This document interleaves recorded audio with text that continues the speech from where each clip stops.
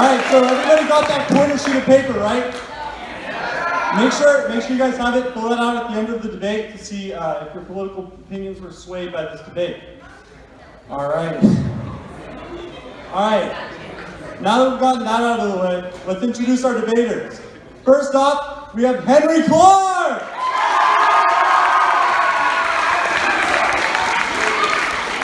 Second off, we have Cleland!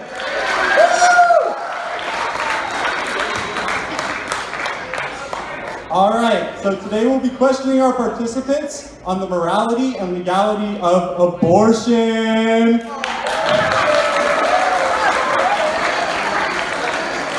Alright, so let's kick it off with our opening statements. We're going to start off with Cleland. He's going to introduce himself and his opinion on the topic.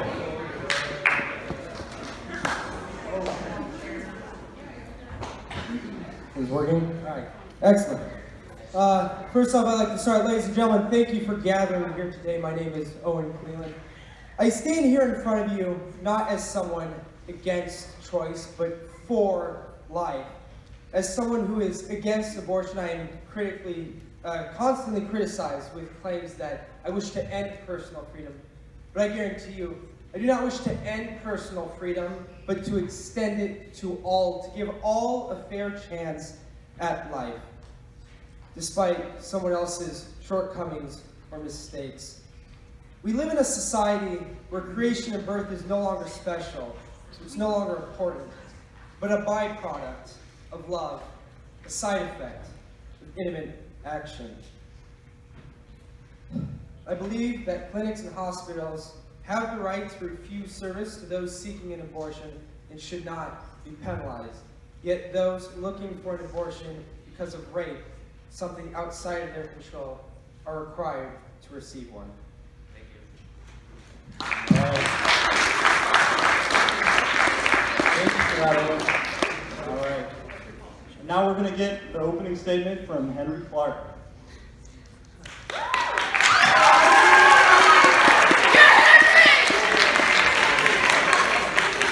Thank you, everybody. Thank you for coming here. My name is Henry. I'm a senior here at Alhambra High School, and I'd like to thank you so much for gathering here to learn a bit more about abortion or confirm some things that you thought about to begin with. We are gathered here today to discuss a very divisive issue in this country, and an issue I'm sure you have seen in the news or heard discussed by teachers, your parents, or even your friends in recent years, and that's abortion. Keep in mind this debate should not use religion as any form of argument against abortion, because it is a belief, and beliefs do not use evidence to prove their arguments or confirm any of their stories, so any points against abortion that use religion as their proof should not be accepted. That being said, points made for abortion that implement religion should be accepted, because much of the legislation made against abortion in this country has been passed by religious followers, and many have been hypocrites of their own children-loving philosophies. I'm not going to save my best evidence for last in this debate. I'm going to say it right now. Many have debated when the offspring of our species is technically alive, and the earliest I've seen in debates is when the sperm connects with the egg's outer shell, meaning there is DNA shared between the two, and the combination is technically alive. Yet during this process, about 200 sperm at a time can connect to this egg, and only one enters the egg to fertilize it. That means the other 199 are left to die, and if that's the case, then every time we even try to produce a pregnancy, we are preventing our own kind from existing, or to other people, killing them. Owen told me before this debate that the main question of this debate, at least to him, was whether or not preventing organisms from coming into existence is wrong. That seems to be all right for everyone then, because every day, just because we want to have a baby, we are technically throwing away the lives of countless other alive individuals. Our own birthing process sacrifices them. So I wonder how we can question the morality of abortion when we're constantly killing our own automatically. Therefore, I argue that abortion is a natural process that is in no way unlawful before the fetus has a heartbeat, before it can even breathe, and before it can even think.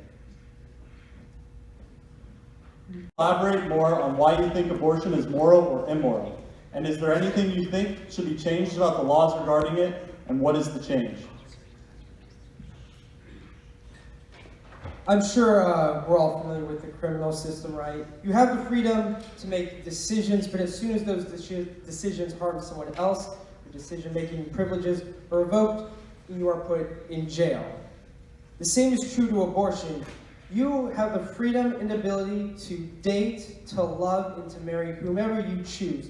But the moment you make the mistake of bringing a child into this world before you are ready is solely your fault, and you should not be able to play the reverse card and undo your action simply because you simply don't want a child. Abortion is immoral and one-sided. President Reagan once said, "Isn't it funny that the only people who oppose abortion are the ones who are born?" One of the most disturbing things is how determined man is to decide when life begins. According to Henry, that happens when the sperm comes in contact with the egg, and apparently the other 199 sperm that don't make it have all been killed off. That's interesting. First it was conception, right? And then it was moved to the first trimester. The goalpost of when life begins is constantly moving. It's constantly being pushed back. Science should be solid, not arbitrary. When man determining when life begins is like giving someone rights. And the rights man give, he can also take away. And in some cases, that's totally acceptable. But we know that there are some rights that are inalienable. Life, liberty, and the pursuit of happiness. Ladies and gentlemen, it is not a mistake that the first word of our inalienable rights, the rights that cannot be taken away by anyone, is life.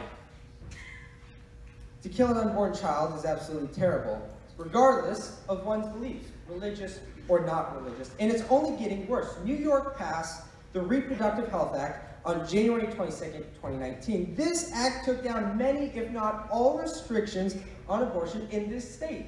To quote it, Article 25A of the Reproductive Health Act, Section 2599-AA, subsection 6, amends subsection 125 of the penal law, saying that abortion past 24 weeks is no longer considered homicide. Criminal charges will not be pressed for injuring the fetus. Looks like we can now do scientific experimentation on them. According to the people of New York, a child is not alive until the exact moment it leaves the mother's womb, regardless if its heart is beating, its eyes seeing, and its brain processing information. We cannot allow a criminal who committed a heinous crime be executed for fear that the executor will not be able to sleep at night. Yet thousands and thousands of doctors and clinics who provide hundreds of thousands of abortions are doing fine and are open for business. In fact, a doctor in Illinois who passed away on September 3rd was found to be in possession of over 2,200 preserved fetuses on his private property and participated in over 30,000 abortions. Are you kidding me? That is disgusting. How can we let this happen? Well, there's a way to change this. There's a way to fix and solve that main outlier of abortion. The education and career system in America is broken. We work harder and longer than any other country in the world and are the only developed country that does not guarantee paid leave to new parents, instead leaving it up to companies, resulting in 40% of jobs not offering women paid leave. Now one might say, well, what does this have anything to do with it? Well, according to a study done by the National Center for Biotechnology Information, which is a branch of the United States National Library of Medicine, said that 75% of women who got an abortion, they said it was because it would interfere with work and or their education. Well, this can be fixed. The majority, 75% of abortions are unnecessary. And with new legislation, the problem can be solved at the root. Legislation such as a work environment that cares more for expecting parents, guaranteed paid leave, and increased financial support for single parents. As much as I am against government handouts and subsidies and increased taxes, I am willing to pay higher taxes if it meant that more children were being born into this world, into a family that wanted and could provide for them. Society as a whole is becoming more and more corrupt. Politicians, celebrity scandals, corporation cover-ups, international scams, psychological and cyber warfare, drug cartels, and greed. As we are surrounded by these extremes, the simple things in life no longer seem as bad as they truly are. Drug abuse, underage smoking, lying, and premarital sex. The further we drift from what is right, the more apathetic and immoral we become. To kill an unborn child is something I cannot stand for. It is like denying someone a role in a play before they have even auditioned.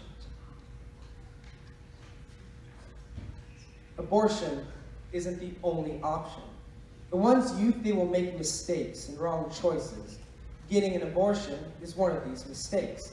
With permission from my aunt, I am allowed to share her story. When she was young and not married, she became pregnant, but would not go through an abortion. She carried this child for 9 months, and it was exceedingly difficult. This was her cross to bear. When he was born, my aunt became attached to him, of course, and it was very hard for her to give him up for adoption. But she did all of this, sacrificing so much for the life of my cousin.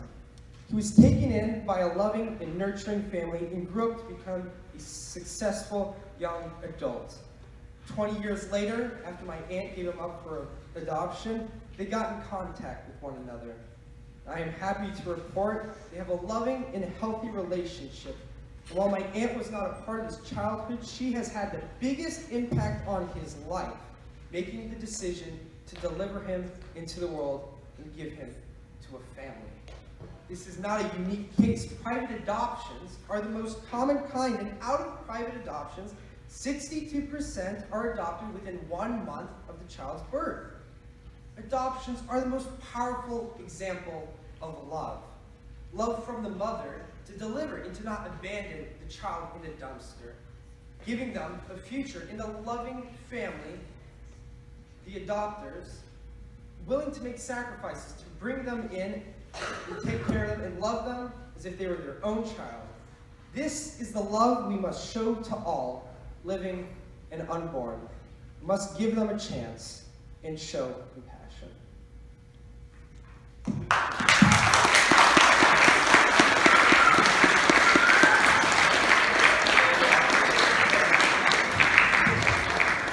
All right, thank you for that statement, Owen. All right, we're going to move on to the 5-minute rebuttal now. I'm sorry, Owen, but that story you gave about your relative and her son, it was complete character evidence. You aren't using any real facts. You're taking it from opinions. That is all real facts. Go ask my cousin. He's on Facebook. Yeah, but hey, leave the character evidence for the politicians in the next U.S. election. Because the thing is, I am basing my argument on scientific facts, and you're basing it off of asking people opinions, just random examples. Like that legislation in New York, that was one example, and yet you're using that to define all of abortion. It's not all. It's a huge percentage. A huge percentage of states. New York, not Alabama. Oh, also, one more thing. Virginia. You're also using Illinois, abortion, and you put it Michigan. in a subgroup with drugs. You were using it with what our own younger generation is doing, and I don't find... It's not in a subgroup of drugs. I was saying is that as people do more and more simple bad things, they don't seem that bad anymore, right? If I go out and I punch someone every day, after a while, like punching people isn't going to seem that bad because that's something I do on a regular basis. So you think abortions are a bad thing? Yes, that's literally what I'm standing here talking about. Yes, absolutely. Oh my God! If I didn't think they were bad, I wouldn't be here right I now. think you're in the right here. I think you're... How so? Well, I just think you're shying away from the real issue here. What is You're the not real talking about issue? the actual process. You were talking about stories and you're talking about surveys, and I'm not going to stand that. This is like, okay, so the difference between, so science, right, is fact, something we can prove. A survey is something we can prove. People have gone out. Institutions of our government have gone out and asked people and have collected data from businesses, and those are facts. That's something that's undeniable. It's basically science. Just because it's not chemistry or physics doesn't mean it's not 100% true and foundational. Well, I'm going off of logos here for my arguments, and it seems that you've just been going off of ethos and pathos in that speech of yours. Okay, so hold on. So you're saying logos, right? Logic. Apparently, according to you, the act of sexual reproduction doesn't, while it creates one, it also kills hundreds of people, and you used apparently the word extinction a couple times, if I do recall, in the fact that sexual reproduction is almost extinction of our species because No, I didn't those say other that. sperm. I didn't say that. No. I was talking about religious people who were going against sexual reproduction. Religious people are for sexual reproduction. How else would we Well, populate? they Adam and didn't Eve. used to before. Adam, we all believe in Adam and Eve. What was the They were first thing against they had sex? And now they're not. Because they're dead. What I'm saying, what I'm telling you is that you say that I'm not using facts and I'm using more emotion, but and you said that you're using more logic than me, but the logic you're using is flawed because you're saying that the other 200 sperm that aren't getting to the egg are people that are dying, and apparently that's abortion.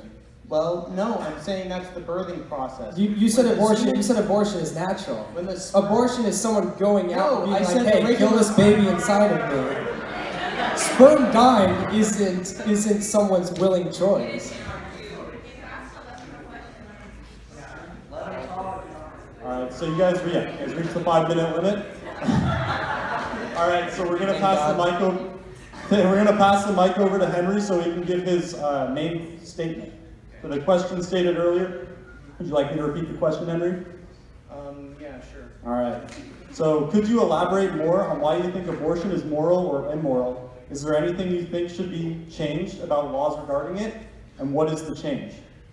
I think that abortion is moral because during the birthing process, technically alive individuals, as I was saying before, those sperm that technically have the DNA of both the mother and the father are stripped away, and that's the basis when it comes to an organism being alive.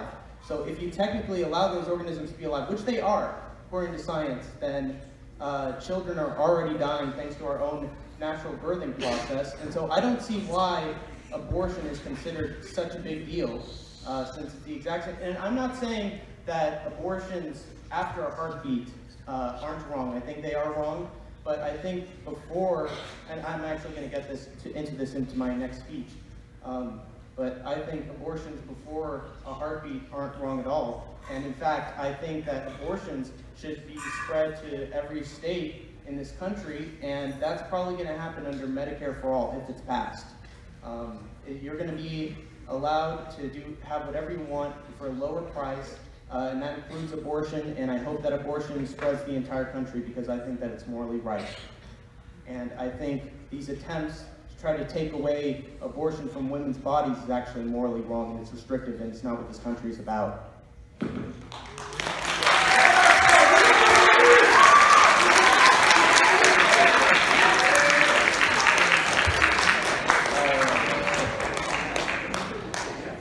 I get my own speech, right? This is my speech. So Owen gave his speech, and then I gave my rebuttal. Now it's my turn, right? Yeah, now it's a rebuttal. Just making sure. Rebuttal. I'll wait until you get in your seat.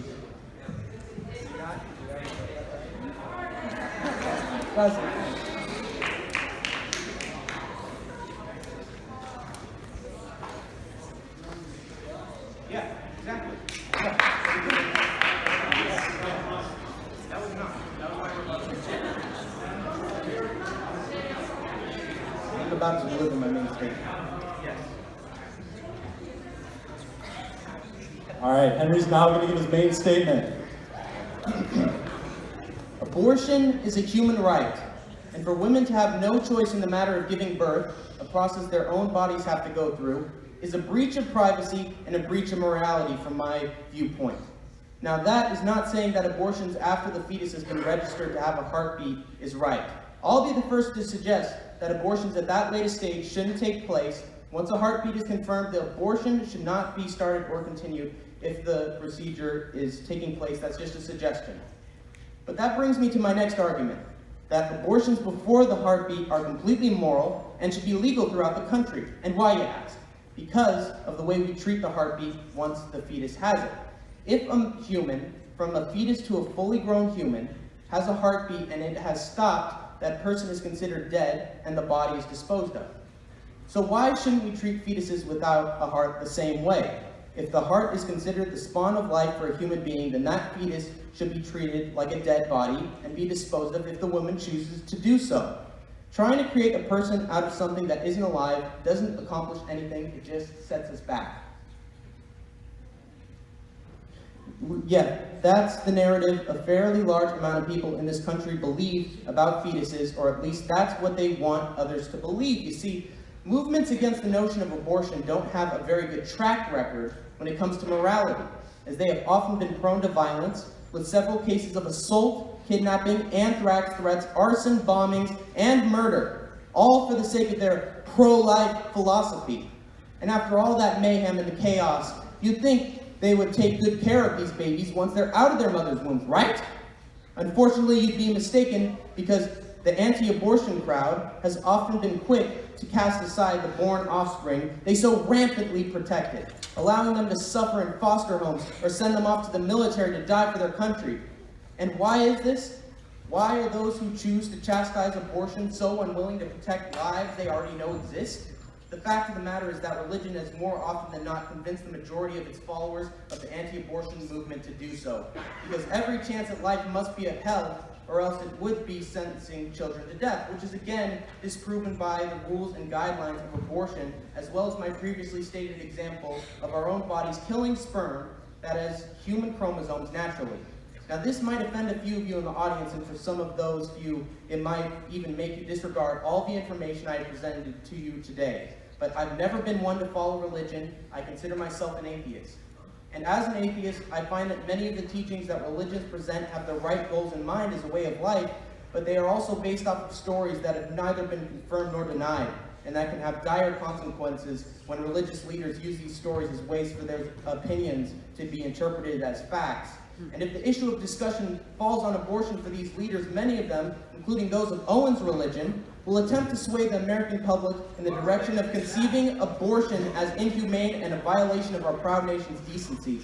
And their followers continue their leaders' fights until abortion is dead and buried. But I won't allow that to happen, because abortion is a harmless, morally just practice that cannot be banned by faiths that can't prove themselves as harmless or morally just. Thank you.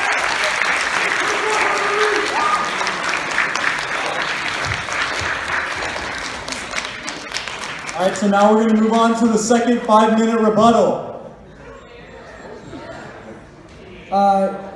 First off, okay, hold on. What church do you think I go to? What is my religion? Mormonism, right? Wrong. It's not Mormonism. It's Christianity. It's the Church of Jesus Christ of Latter-day Saints. Oh, okay. Well, they're a big part of the anti-abortion movement too. Yeah, because they're pro-life. Religious people aren't the only ones who get. Religious people aren't the only ones who are opposed to abortions. There's this lady. Her name, I think it's Tucker. I forgot what her last name was. But she was a director of a Planned Parenthood facility in Indiana, and she is now pro-life. Abby Johnson. Huh? Abby Johnson. Okay, well that's not. Yeah, that's another example, because that's not the lady I'm talking about. There's another one. So now there's. I don't know anything about Abby Johnson. Don't use that as evidence. Abby Johnson is a real person that not only I know about, that gentleman does. And she was the director of the Planned Parenthood, and she is now pro-life. She is not religious. Why? Because Planned Parenthood doesn't provide abortions for, the women, like relieve the burden. It's a business. 95% of Planned Parenthood's business is abortion.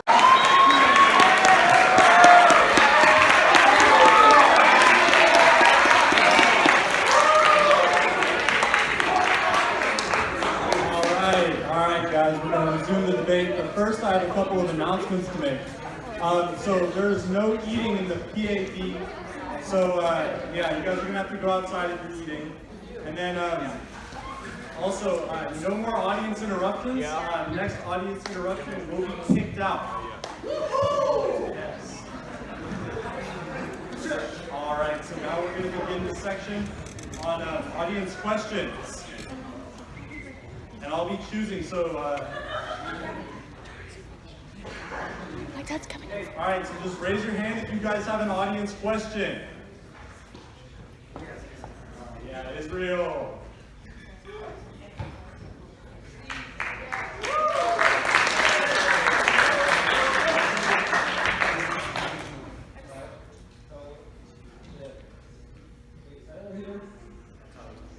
Oh, so that means I look confident in access. Right? Yeah.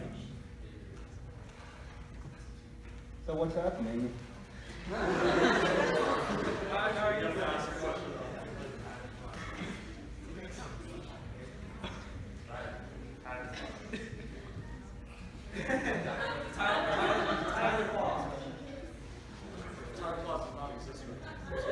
Oh.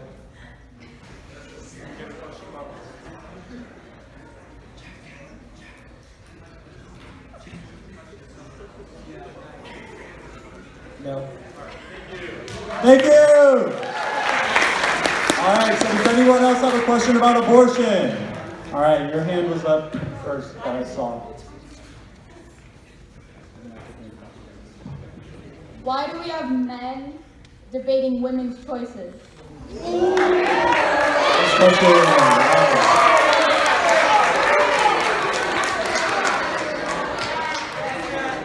I can answer that question actually. This originally started as an argument between these two guys, and then we're like, all right, let's just have a debate. Realistically, it would be better if we had a woman up there, but unfortunately we just don't right now. Sorry about that. all right.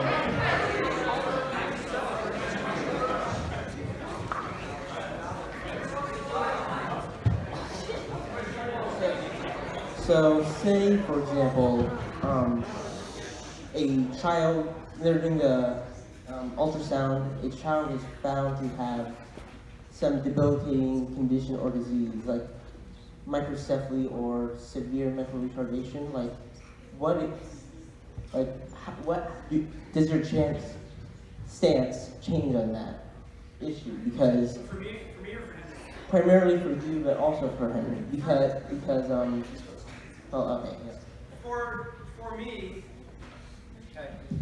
For me, my stance wouldn't change at all. Why would we abort a baby who has possible retardation, whether it's Down syndrome or autism? Why should we kill them and remove their chance of life just simply because they might have some disability? I mean, would you do that to someone who is currently alive and living today just because they live in a vegetable state, just because they're not like us?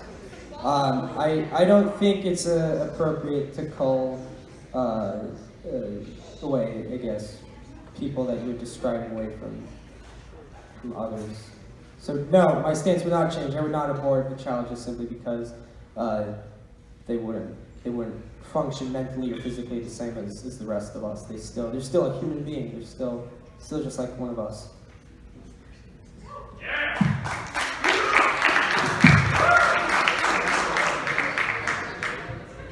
All right. So, I gotta be honest, I actually sort of agree with Owen on this, because at that point, wouldn't the baby have a heartbeat? So it would technically be alive, and I covered in a previous stance that if the baby does have a heartbeat, then that means it is technically alive, and at that point I would think it would actually be wrong to kill a life that we know would actually come into existence, and so I have to disagree with that. All right, thank you guys. Does anyone else have any questions? Okay, so my question is like pointed for you. I don't know your name, sorry. But like, okay, in a situation where the mother would be like, if she were to give birth, she could die. What's your stance on that? Thank you. No, that's an excellent question and a very valid point. And in writing this, I thought of that quite often. And I mean, really, I don't think that's, because either way, it's the loss of a life, right? The loss of a child or the mother.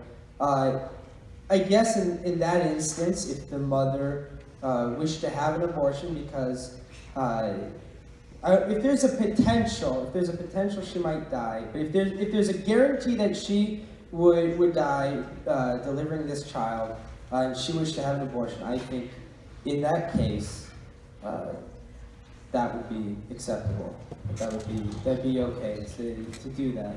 Granted, that is, again, it's an abortion. The child still dies. It's still a terrible thing. But in that situation, it's a lose-lose. Maybe if there's some specifications that the doctors had that the doctors knew about, if there's something they could do to avoid it. I think every possible route, aside from abortion of course being the last case scenario, but yeah, in that scenario, I think it would be all right if there was no other option.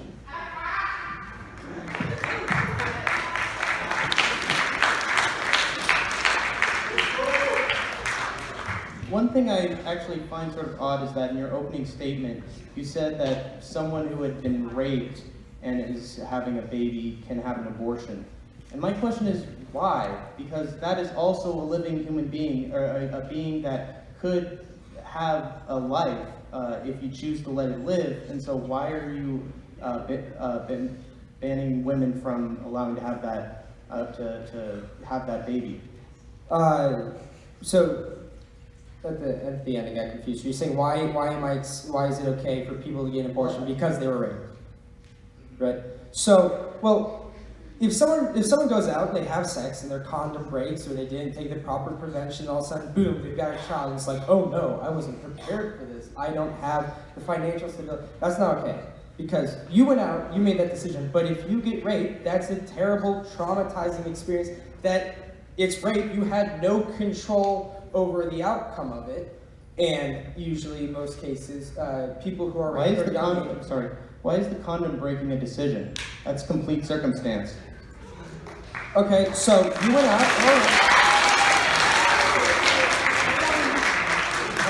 You went out. Okay, so if you're wearing a condom, you are. Why is that funny? If you go out, you're like, I'm gonna go have sex tonight, but I'm not married and I don't want a child, so therefore I'm going to wear a condom to prevent this child from being born because that's not something I want. If that happens, just because you don't want it, doesn't mean that you're physically unable to provide for it, right? So, the object of wearing a condom is to go out and to have sex for pleasure, and that's not what the reproductive intercourse is for. It's for bringing children into this world and having a family. It's not purely just for pleasure. And that's one of the things I talked about earlier, is that nowadays, right, people are like, oh my God, like, he is opposed to people having sex before they are married, right? In this audience, I'm sure that's all that's going through most of your heads. 50, 20 years ago, right, having sex before you were married was a bad thing. You were looked down upon because back then it was special and it was reserved for those trying to have a family, right? I mean, you could say it was a wholesome recreation, but nowadays it's purely for pleasure. It's made Pornhub, right? There's a business off of it. Sex no longer bears the weight and importance that it had before. Well, just because that's its reputation doesn't mean that sex is sex. I mean, people were having sex for pleasure back in the 60s, and people thought that was wrong, but they also thought that we should be segregated. So why are you taking evidence from that generation as well?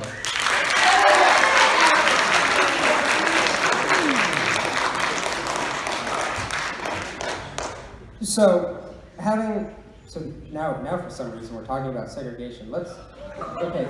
So we all know that segregation is not okay, of course. That everyone should have equal rights and equal opportunity. That's the same thing for unborn children. They should have equal rights. They should have equal opportunity to be born into this world. If it's circling back to your point, the point that someone raised before, what about rape?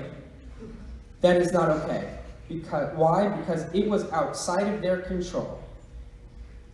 it's still an organism that can come into existence. I thought this was what it was all about. So you don't care It is about absolutely. an organism Just in there? just because someone is raped doesn't mean that they have to provide for that child. Most often cases, rape victims are very young, and to have not only a traumatizing that rape traumatizing, horrifying, scarring experience, but then to raise a child on top of that, again, due to circumstances outside of your control. But again, if I you was breaking a condom. But again, if you go out and you have sex with a condom, that indicates that you weren't wanting to have a family. And the entire point, even if you remove religion out of it, right? Even if you go back to the basic fundamentals of life, the fundamentals of life is to survive and to have children through reproduction. That is the core reason why it exists. So using a condom indicates that you weren't going for reproduction or family, but just simply for enjoyment, which is not okay. We're gonna have to move on to closing statements now. Yeah, sorry. All right, so you guys each have 3 minutes to have a closing statement, and then we're gonna have a 3-minute rebuttal. Closing statement. You guys have 5 minutes. And there is no rebuttal for closing statement.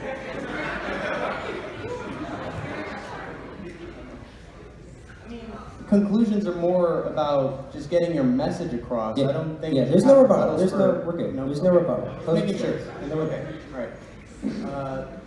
All right. Yes, I'll go. A quote from a Dr. Seuss book goes as follows. I am the Lorax, I speak for the trees have no tongues. The line I speak for the trees has meaning that goes beyond just a kid's book. Just because the child is unborn doesn't mean it has no rights, doesn't mean it has no voice. As the Lorax spoke for the trees because they could not speak for themselves, I speak for the unborn children. And on their behalf, I say they have rights. They are as living as you and I. And the children of tomorrow deserve to be brought into a world where we will love them today. Thank you.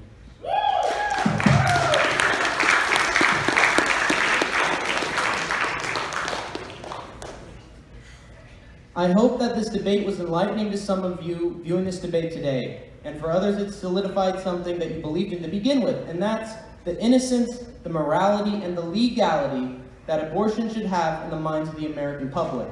No doubt, this was a long and challenging debate, but when the smoke clears from the battlefield, I hope that we all learn something important about the state of this issue and the state of our culture surrounding it. To conclude my thoughts on abortion, I'll leave you with this. In a sensible nation, arguments made with logic should always prevail over arguments made with image and emotion. And right now, at this very moment, those who use those aesthetic, emotional arguments to win their debates are trying to overturn Roe v. Wade, the court decision that has saved abortion time and time again from